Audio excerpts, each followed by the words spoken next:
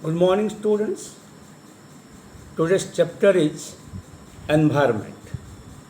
Environment means आमतौर पर हम इसे बोलते हैं परिवेश, हमारे आसपास. The place, people, things and the nature that surrounded any living organism is called its environment. There are three components of environment.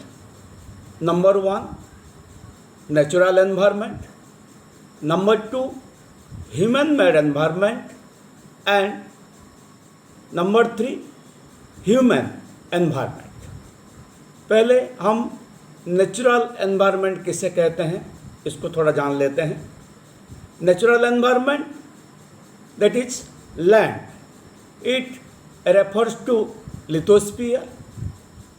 Water, it refers to hydrosphere. Air, it refers to atmosphere.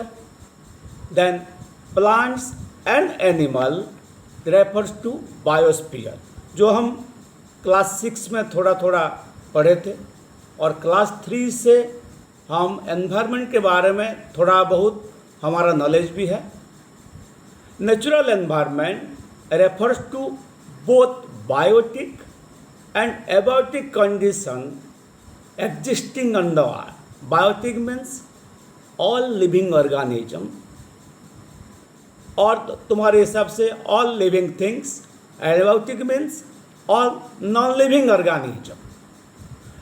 Biotic refers to the world of living organism and abiotic refers to the world of non-living things. Human environment refers to an activities, creation and interaction among the human beings.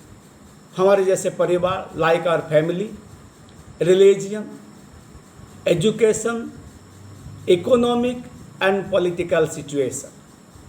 Human-made environment refers to the creation of human being. Human-made जो मनुष्यकृत है, जो हम बनाए हैं, जैसे कि buildings, roads, industry, cinema hall etcetera etcetera. तो हम चलते हैं यहाँ ब्रीफली डिस्कशन करेंगे नेचुरल एनवायरनमेंट के बारे में. What is natural environment? Land, that is lithosphere. Water, that is hydrosphere. Air, that is atmosphere. Plant, that is flora. And animals, that is fauna, comprise the natural environment. Lithosphere is the solid crust or the hard top layer of the earth. It made of rocks and minerals and covered by a thin layer of soil, जो हम land आमतौर पर land बोलते हैं.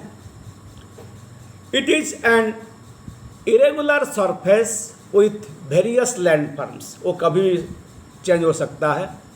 Such as mountain, plateau, plains, valleys, etc.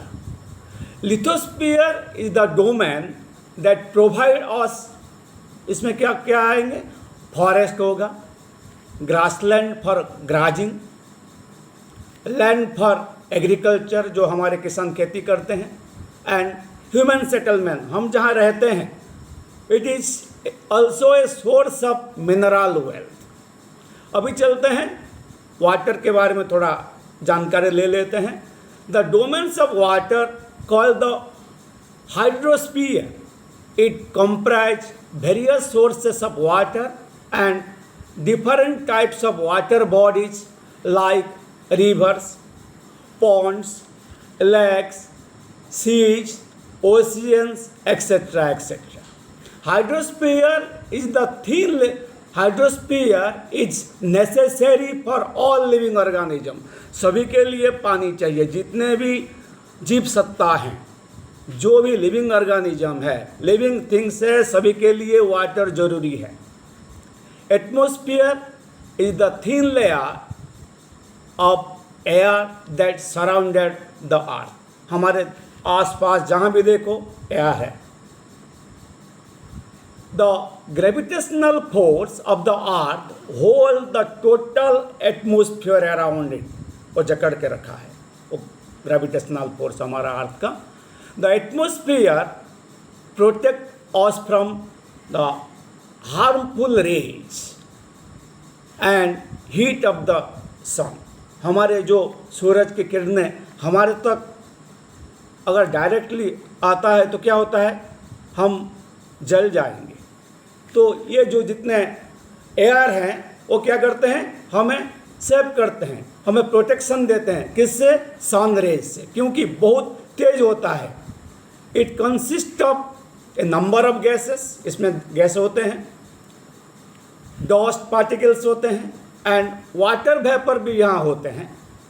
The changes in the atmosphere produce changes in the weather and climate. ये change होने से हमारा वेदर भी चेंज हो जाता है, हमारा क्लाइमेट भी चेंज हो जाता है। ये एटमोस्फियर के ऊपर निर्भर करता है। Lastly, biosphere is a narrow zone of the earth. यहाँ क्या क्या होते हैं? Land, water and air interact with each other to support life. The relation between the living organism as well as the relation between the organism and their surroundings form an ecosystem. What is ecosystem? The relation between the living organism as well as the relation between the organism and their surroundings. It's form a ecosystem. There could be an ecosystem of large rainforest, grassland, desert, mountain, lake, ocean and even a small pond। ये सब आते हैं इसके अंदर। अभी चलते हैं human environment क्या होता है।